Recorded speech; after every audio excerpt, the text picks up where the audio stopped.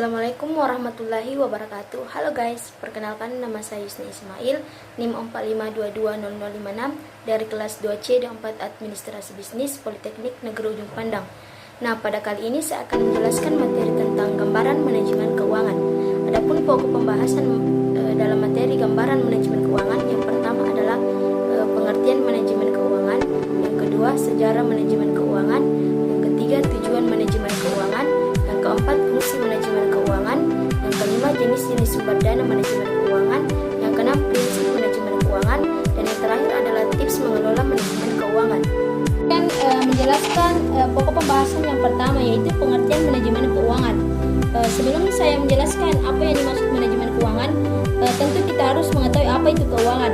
Keuangan dalam sebuah perusahaan menjadi fondasi yang kuat terbangunnya sebuah perusahaan. Keuangan juga bersifat sangat riskan.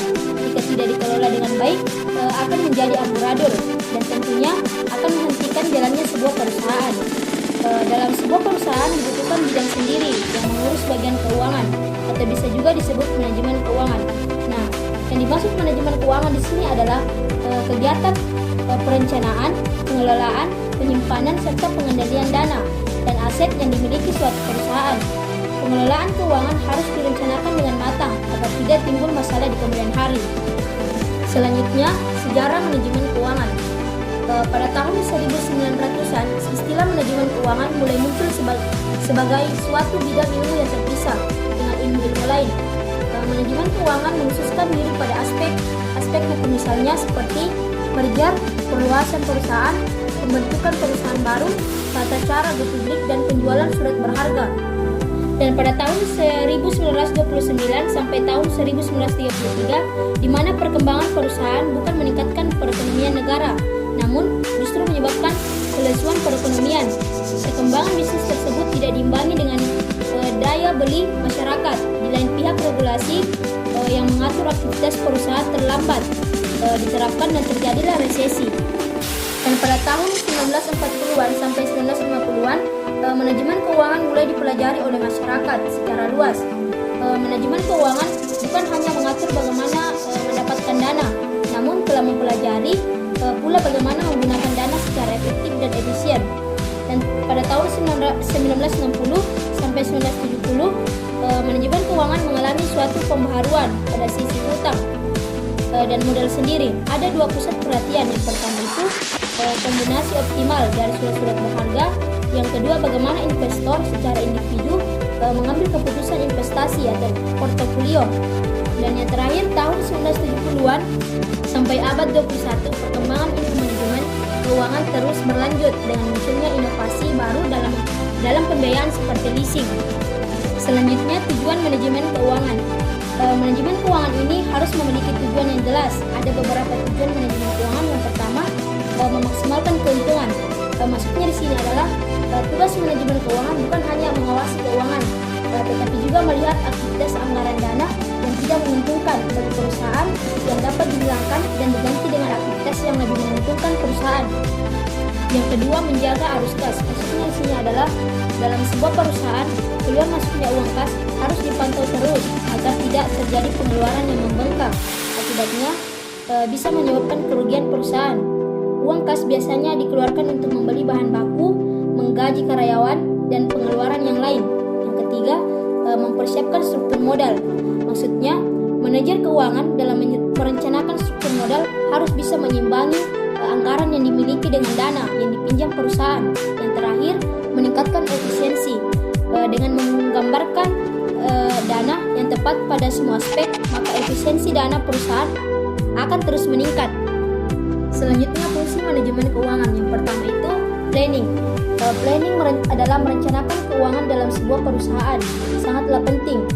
Perencanaan keuangan meliputi mengatur uang kas, menghitung rugi laba, dan merencanakan arus kas. Yang kedua, budgeting. Budgeting merupakan kegiatan mengalokasikan dana untuk semua keperluan perusahaan. Alokasi ini harus dilakukan seminimal mungkin dan maksimalkan anggaran yang ada. Yang ketiga, controlling adalah melakukan pengontrolan atau evaluasi terhadap keuangan yang sedang berjalan. Evaluasi dilakukan untuk memperbaiki sistem keuangan perusahaan agar perusahaan dapat bertahan. Yang keempat, auditing. adalah proses pemeriksaan keuangan. Pemeriksaan keuangan perusahaan sesuai dengan kaidah akuntansi akan menghindari terjadinya penyelewengan dan penyimpangan dana perusahaan. Dan yang terakhir, reporting. Reporting adalah melaporkan keuangan perusahaan harus dilaksanakan secara terbuka dan transparan di semua kalangan perusahaan. Laporan ini berguna untuk memberikan informasi keadaan keuangan perusahaan. Selanjutnya, jenis-jenis sumber dana. Yang pertama itu sumber dana jangka pendek. Sumber dana jangka pendek merupakan sumber dana yang memiliki jangka waktu panjang, yaitu kurang dari 1 tahun. Contohnya itu utang dagang. Yang kedua, sumber dana jangka menengah. Sumber dana jangka menengah merupakan sumber dana yang memiliki jangka waktu panjang, yaitu lebih dari 1 tahun dan kurang dari 5 tahun. Adapun jenis-jenis sumber dana jangka menengah, yang pertama itu term loan, equipment, dan loan leasing. Selanjutnya, sumber dana jangka panjang. Sumber dana jangka panjang merupakan sumber dana yang memiliki jangka waktu panjang, yaitu lebih dari 10 tahun. Adapun jenis-jenis sumber dana jangka panjang, yang pertama adalah obligasi. Obligasi adalah liabilitas jangka panjang yang berbentuk surat pengakuan utang. Obligasi diterbitkan oleh entitas yang memiliki janji untuk membayar sejumlah utang pada tanggal jatuh tempo yang ditentukan dan dengan bunga periodik tertentu. Yang kedua, saham biasa adalah surat berharga komersial dalam bentuk piagam atau sertifikat hak milik yang memberikan pemegangnya bukti atas hak dan kewajiban yang menyangkut adil kepemilikan dalam hal laba suatu perusahaan tanpa batas. Yang terakhir, saham preferen merupakan jenis saham yang memberikan pendapatan tetap berbentuk dividen. Bentuk dari saham preferen adalah surat berharga komersial yang dijual oleh perusahaan saham. Penerimaan pendapatan dalam saham menggunakan sistem kuartal dengan jarak triwulan. Prinsip manajemen keuangan. Di dalam prinsip manajemen keuangan terdapat beberapa prinsip yang harus diterapkan di setiap perusahaan. Yang pertama adalah akuntabilitas.